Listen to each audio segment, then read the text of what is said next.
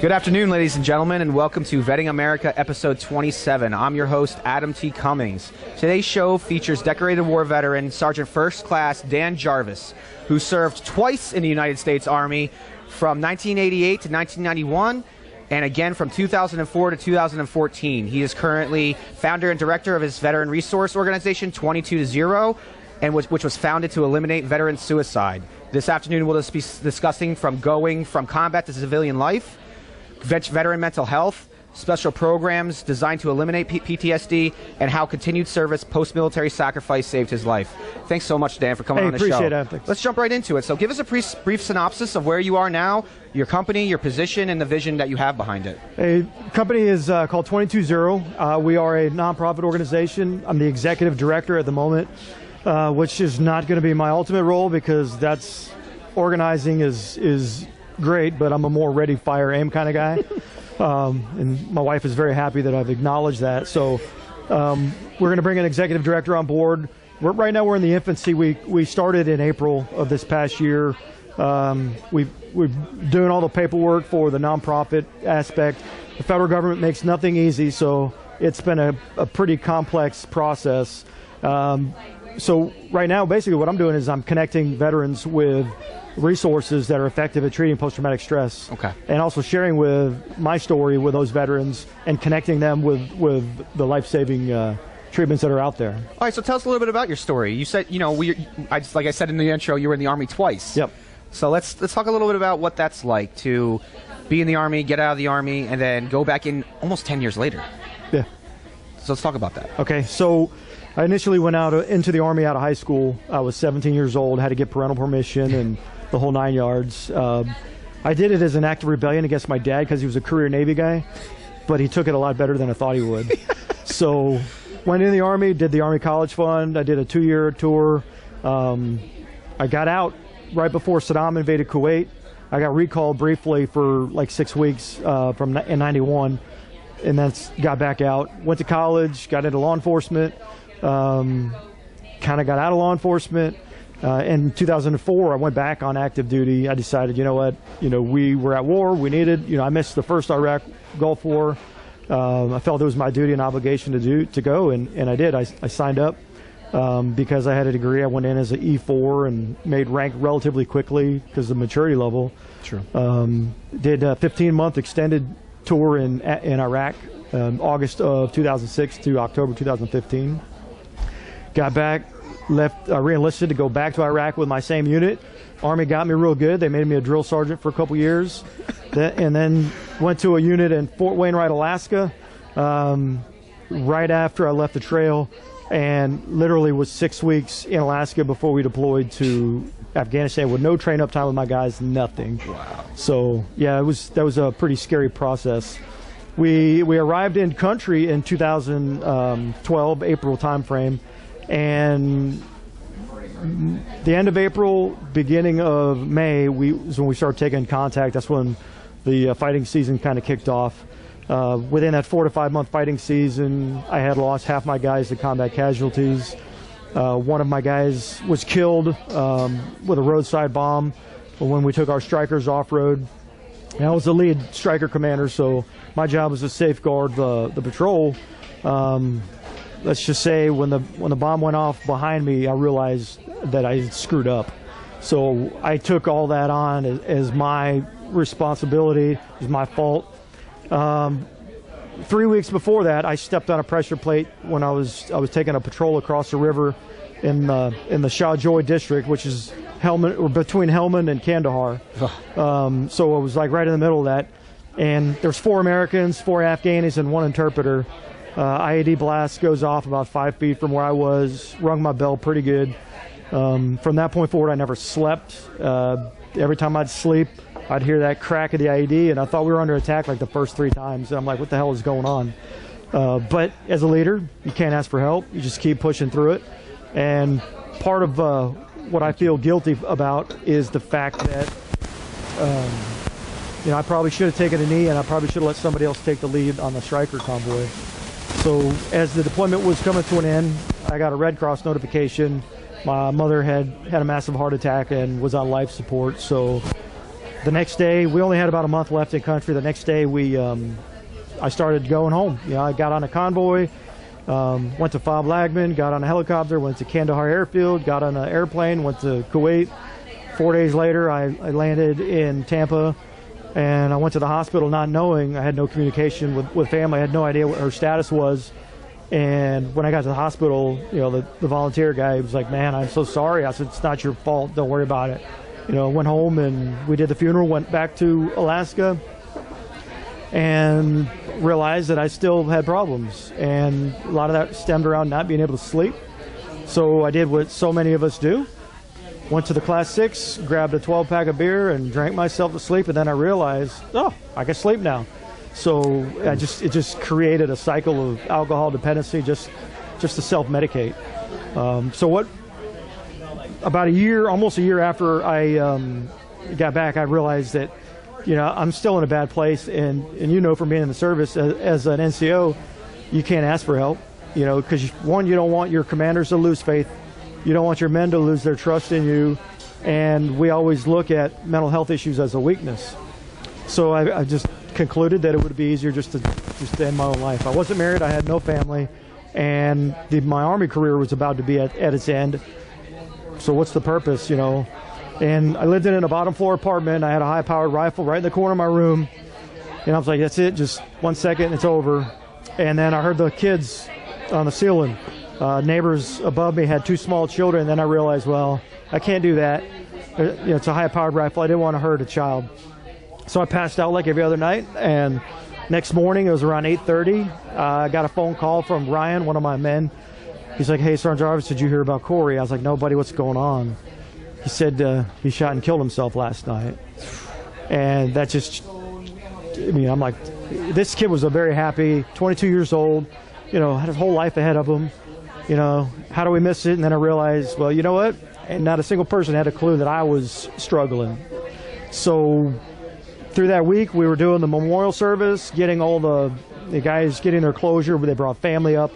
And that's when I realized that couldn't be my way out. I had to find some other solution.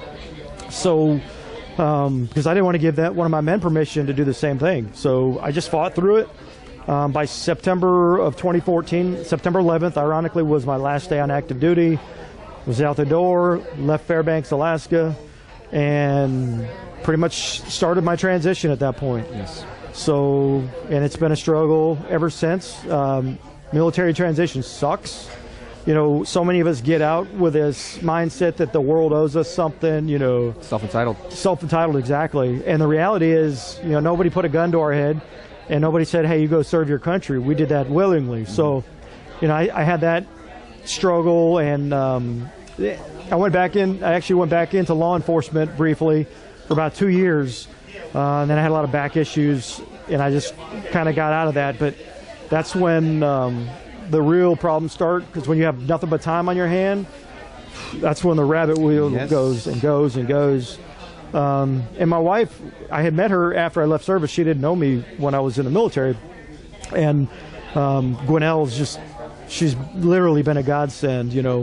I got to the point where I knew I had to fix something, that nobody else was going to do it but me. Yep. So I started trying to get my physical life back in order. I started going to the gym, trying to eat healthier, try to stop drinking, slow the drinking down. That was a little bit harder than I thought it was going to be. Slowed that down, and then I had to get my spiritual life in order. And then I met her, and that's when things changed. You were open.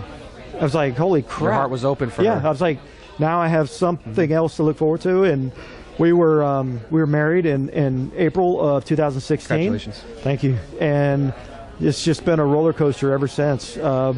She knew I was struggling, because I still had nightmares. I'd sweat so bad that I'd have salt on my pillow when I woke up in the morning. And she's always waking me up in the middle of the night trying to calm me back down. But it's like you're doing cardio in your sleep. And I'm like, what the hell is going on with me? Your subconscious talks a lot more than your conscious does. Absolutely. So I started the journey, and my wife is like, she wanted to know my experiences in the military, and I didn't want to burden her with, because war is brutal, it's ugly, there's nothing glamorous about it. Anybody that says it's awesome is is full of themselves. War crazy. Yeah, war crazy or bloodlust, whatever you want to call it. Psychotic probably would be a term I think of. Well, they had to learn how to deal with it somehow. Yeah, So it's either you like it or you hate it. You either love it or hate it. Yeah. So my wife, I started opening up a little bit to her, sharing my experiences, and she was like not prepared to hear what I had to say. And she realized that I needed somebody more than her. She goes, you're either going to have to get help or I am, because I don't know how to deal with this. So I said, all right. So I go where most of us vets go reluctantly, to the VA, and the VA was just a nightmare in itself. It's just a huge bureaucracy. They're very interested in policies and a lot less than people. Why are a bunch of civilians who never fought in combat helping people who fought in combat? I think a lot of civilians probably feel like they might owe us something. I'm not knocking the civilians. No. But I'm saying, but what I'm saying is, it's kind of like we were talking about how we get advisors and coaching for business. Mm-hmm. Why am I going to get a podcast coach if I have a sales business? Sure. So it's kind of like going to the VA. Like, you're getting, again, generally treated. They're generalists. Yeah.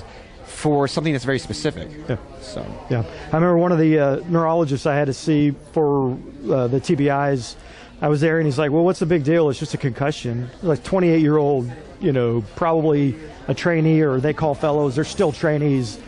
And I just really got frustrated with the whole system. But I went into the mental health side thinking it would be a little bit different. But first thing I want to do is, here's a prescription. Pills. I'm like, I don't want pills. Turns you off. So, and then they put you into this therapy. It's called prolonged exposure, where you literally relive a single event once a week. You got to go in for like an hour and a half. How's that work? It's torture. It basically rips the tourniquet off of an arterial wound, pulls everything out, but they only do one memory at a time, and we have a lot more than one memory. So I'm like, man, this is gonna take a while. And then the VA had canceled a couple appointments on me, and like, it's supposed to be weekly, and the first time I couldn't get in for 4 weeks. The second time was like 8. So I'm like, so I just stopped going. I think that therapy, 1 in 5 will actually successfully complete it. Mm-hmm. And the majority of the veterans that are under VA care and therapy commit suicide during that type of therapy. So it's not a good. Especially, it might work for somebody that had a single event, maybe a sexual trauma or something, because the process is to desensitize you. And then you got weekly homework assignments and, having you work on your triggers and whatnot. So anyways, my wife brought, she works for the sheriff's office, and she brought in a leader for leadership training for the sheriff's office. All the sergeants and above had to go through it. He's a retired Lieutenant Colonel, Green Beret Scott Mann. And Scott, we all went out to dinner, and of course I'm like a little reluctant. He's a colonel, I was an NCO, he's a commander, I'm a leader. Yeah. So we did the old traditional butt sniffing, Yeah. So yeah, it's so true. Can't teach a dog new tricks, right? No, but he ended up inviting me to one of his men's leadership groups. I went and I met Diego Hernandez. Diego's a clinical psychologist. I'm talking to him. I'm like, Doc, man, what is post-traumatic stress? He says it's nothing more than the memory getting stuck in the front of your brain. You don't process it. So if we don't sleep, you get about 20 minutes of REM sleep. That's your brain. That's your brain's way of sends the cerebral spinal fluid through the crevices in your brain and removes all that gunk. Yep, and it just processes it to your long-term memory so that it's more distant instead of right here. It's like, I got to get some of this. So Diego hooked me up. You're holstering your events. Oh yeah. Yeah, right there. So Diego hooked me up with the Camaraderie Foundation, another nonprofit in Orlando, and they'll fund therapy for post 9/11 veterans and their spouses. So got plugged in, started seeing Doc. First session, I was like, man, this is amazing. What's it called again? It's called Accelerated Resolution Therapy. Okay. What it's based off of is it's an eye movement therapy. It's been around for about 10 years, and the VA just started doing trials on it this year. So you're looking at probably 10 years before they'll do it. But there's another gentleman I met through Scott who is affiliated with an organization. It's called the Research and Recognition Project. That's another nonprofit organization, and the guy that founded is Dr. Burke. He's a research psychologist or research scientist, whatever. He created this protocol after 9/11. Okay. He's from New York. One of the big financial firms flew him down because they lost like 300 employees above the 100th floor. And so 1/3 of their workforce was gone, and if they didn't get them back to work, their whole company was going to be gone. So he started working this protocol, which isn't therapy. It's more of a neurological intervention, Okay. and saw how successful it was and how quickly it was working. So they wanted to get plugged in with the VA. It's a slow process. The VA is like probably going to be the last organization to be on board. But they're starting research at Walter Reed. So that's a positive, but it's probably going to be a three-year research project before they publish. And then, because when you're dealing with mental health, it's got to go through all the peer review. Every doctor's got to get their hands on it. Everybody's got to get their hands on it. So this is called the Reconsolidation of Traumatic Memories Protocol. It's hard for me to explain it, because if I explain it, you'll be like, yeah, you're full of crap. And they did the first training in September out in Albuquerque, New Mexico, at the University of New Mexico. What's the name one more time? What's the name of it? The Reconsolidation of Traumatic Memories Protocol. The RTM protocol, RTM correct? protocol. Okay. You can YouTube it. There's success videos out there, veterans, combat veterans. Yeah, tell us a little more about that. So basically what they do is they'll sit you down, and you'll get a dialogue with a counselor, and you're building rapport, and then you'll go through the protocol. It's about 45 minutes. So the first time you do it, they say pick a neutral memory, and you have a start point, you have an end point. So you have a beginning and an end of the memory, and you have to create this snapshot, a picture image at the front and the back end of it, and then you play the movie of you, first person, going through the protocol, and then you have to convert the memory to a black and white image. And once you get it, and that's very difficult.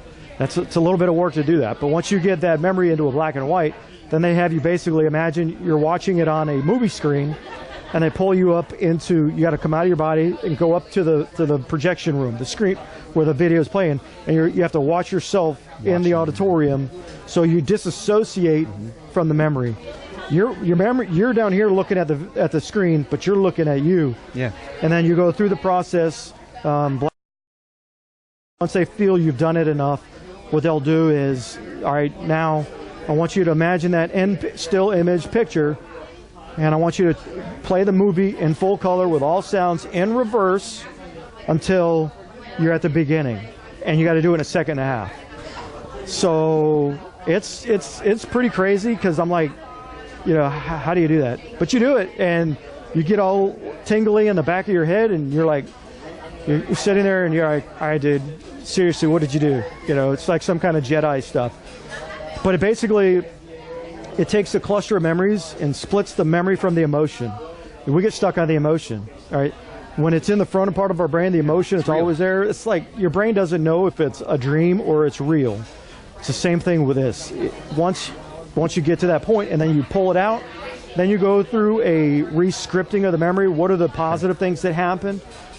And that's when your memory is like vulnerable. You're totally relaxed. They never let you get into a heightened state, so they don't want you on a 10 on the SUD scale. They want you down 1 or 2. Your vibrations.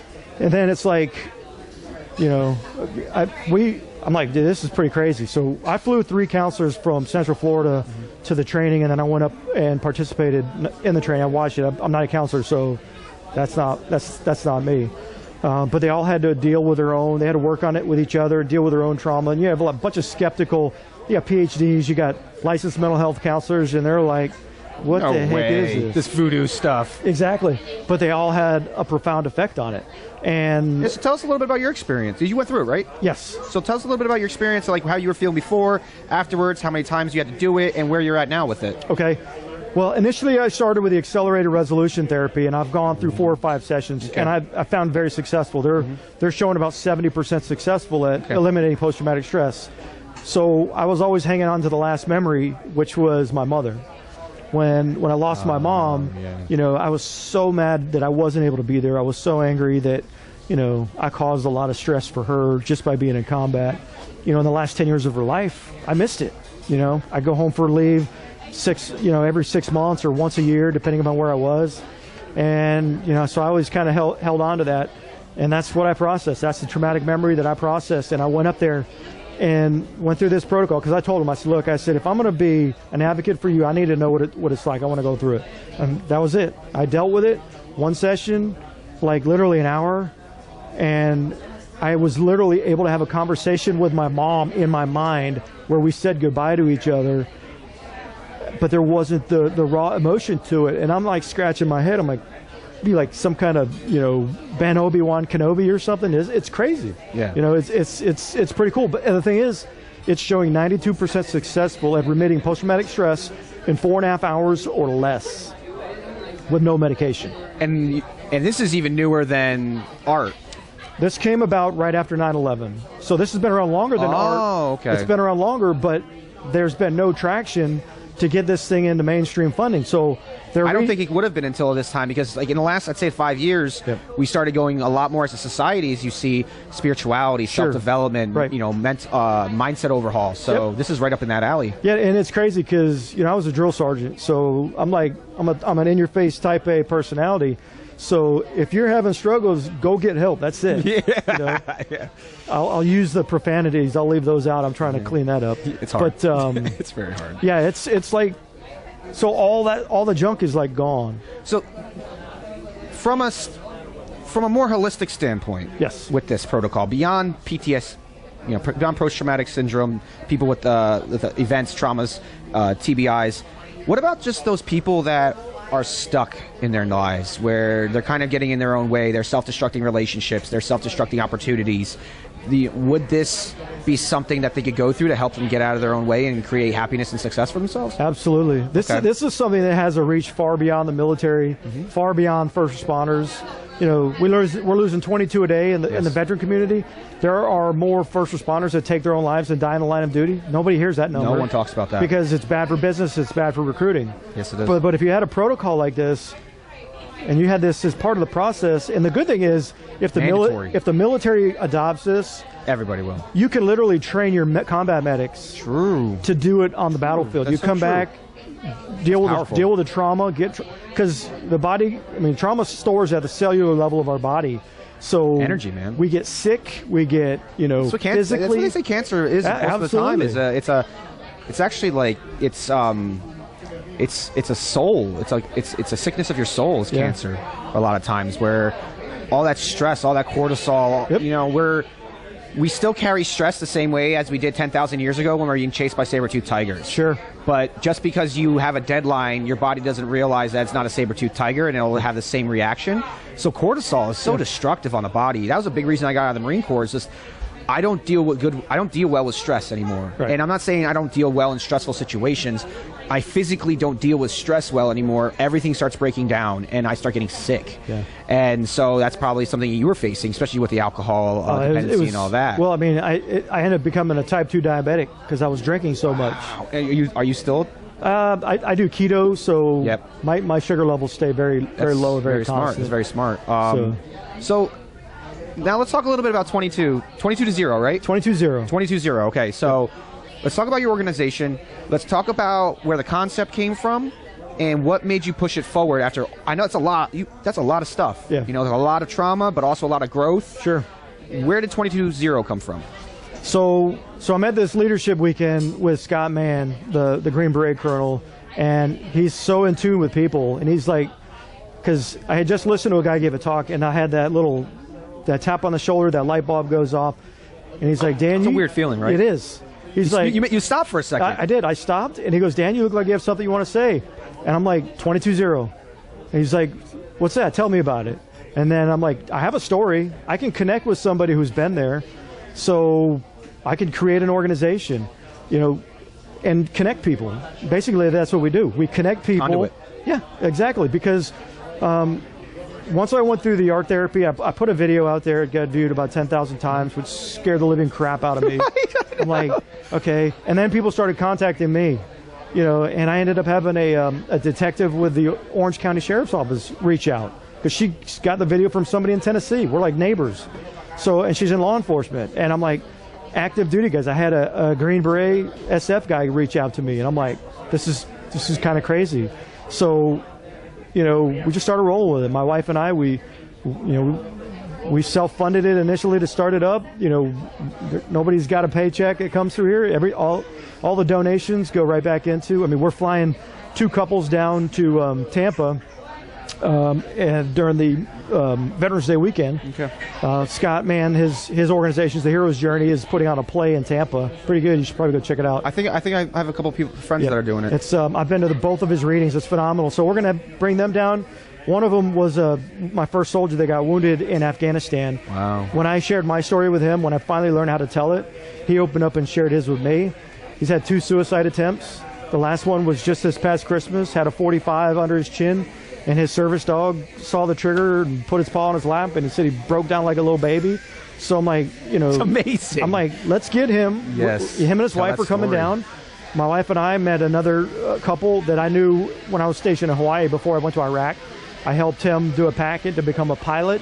He ended up being a medevac pilot, but when we went out to dinner with him, dude, he's frozen. I said, I know where you are, and I shared my story with him, and we're flying him and his wife down, and that's typically not what our organization does, but that's personal for me. So what are you going to do with them? Like, what's the goal with that? We're gonna put them through. Scott's doing what's a storytelling workshop, sponsored by the Hero's Journey, where warriors learn to tell their voice. Let me know about that. I would love to come bring Vetting America. We get some interview, get the audience to. I'll send you the link to it.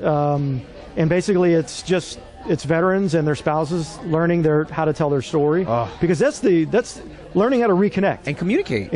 Yes. Because we're so staying back. Arm's distance. You've never served. You stand back. It took me 5 years to be able to hug people normal dude, again. It took a. I had to force myself to become a hugger, and everybody that knows me, I'm a hugger. Yeah. But I wasn't always a hugger, and I actually had to put myself out of my comfort zone to do that, because I think it's important that you demonstrate that you have that love and that affection, especially when it's uncomfortable for you, because that connection, that physical touch, is so important for health and for well-being. So absolutely, that's an amazing story, man. So just learning to tell that story, we're going to bring them in. They're going to go through the storytelling workshop. We're going to go to the play that night, and then the next day we're going to roll into the Veterans Alternative. It's a gentleman named Brian Anderson. He's an ex-SF guy too. Okay. He's got a program where they do 6 days. It's not like real structured, but they do the art therapy, and it's just helps them to learn how to meditate, learn how to get out of their mind. Meditation. Because getting out of the mind is the worst thing. That's why you have so many people like in cultures where they do nothing but drink alcohol, whether it's native cultures, because they're in their mind 24/7, and we don't want to be in our mind, and we drink. And that's what I did when I got out.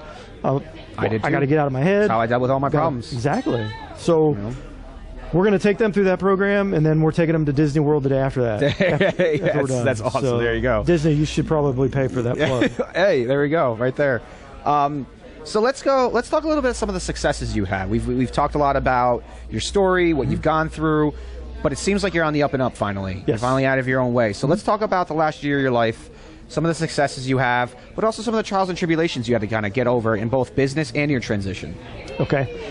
So after I left the sheriff's office, that would have been May of 2017. That's when the wheels started spinning. A friend of mine, he was a Marine. That's when I graduated college. Yeah. Same time, and that's just after that, what do I do? Yeah, we were going to start a business together, and it was a great concept.